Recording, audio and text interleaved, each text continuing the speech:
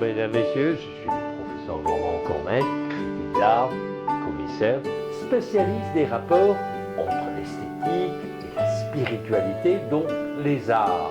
Et la spiritualité avec l'artiste Julien Lubanda Kondolo devant une œuvre qui s'appelle Montou, que vous pourriez voir chez Éclat Art Contemporain à Montréal du 14 au 27 février 2026, inclusivement dans le cadre de l'exposition Rituels et Avatars d'Afrique.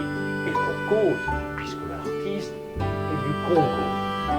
Eh bien, quand je regarde cette œuvre et ce visage qui me semble amorphe, qui semble défier les limites, les étiquettes, est-ce que c'est androgène? S'agit-il d'un masque?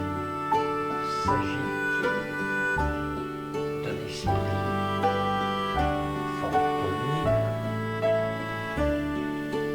Une présence spirituelle sur le plan pictural.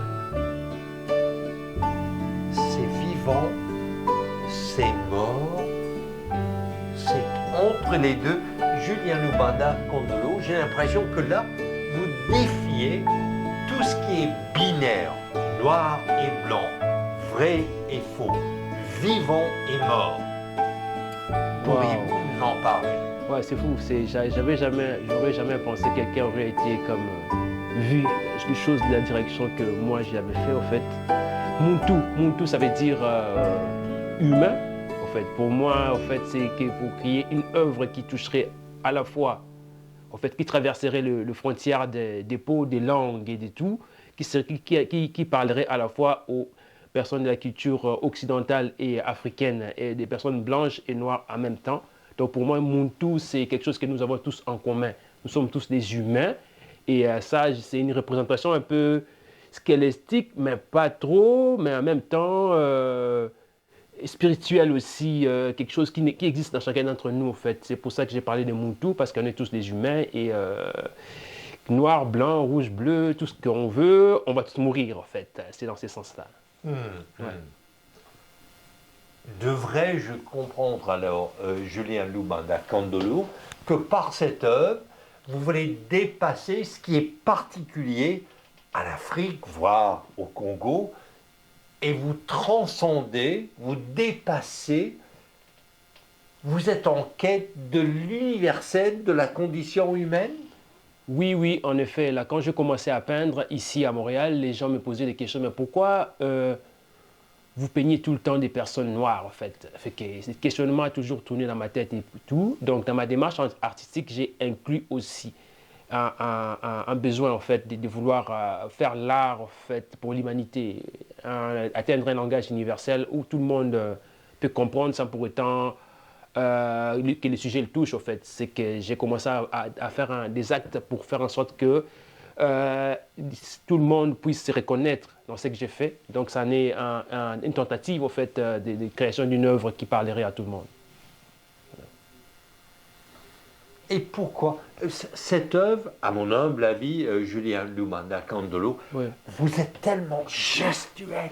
La peinture, le pigment est tactile, tangible. On veut le toucher. On a l'impression que c'est du concret, alors que c'est spirituel. Oui, en effet. Donc, je l'ai fait pas avec les yeux de la beauté comme la beauté juste normale. Je l'ai fait avec comme plus l'intention, plus d'énergie et sans penser vraiment à l'esthétique derrière. Et à force de faire les mêmes mouvements, ben, les choses qu'on fait souvent reviennent. Donc, le squelette est apparu, mais qui m'est tombé dessus sans pour autant que je puisse vouloir le faire au départ. Donc, c'est quelque chose qui est revenu de manière inattendue.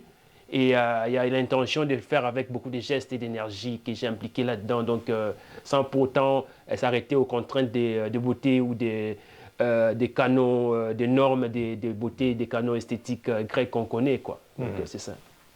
Alors, mesdames, messieurs, on vous invite à découvrir l'œuvre gestuelle, combien gestuelle, de Julien Humanda Candolo chez Éclat Art Contemporain à Montréal du 14 au 27 février 2026 dans le cadre de l'exposition Rituels et Avatars d'Afrique. Et vous, vous êtes à l'antenne de l'émission À la source des avatars de l'Afrique. Je suis le professeur Normand Cornette, critique d'art.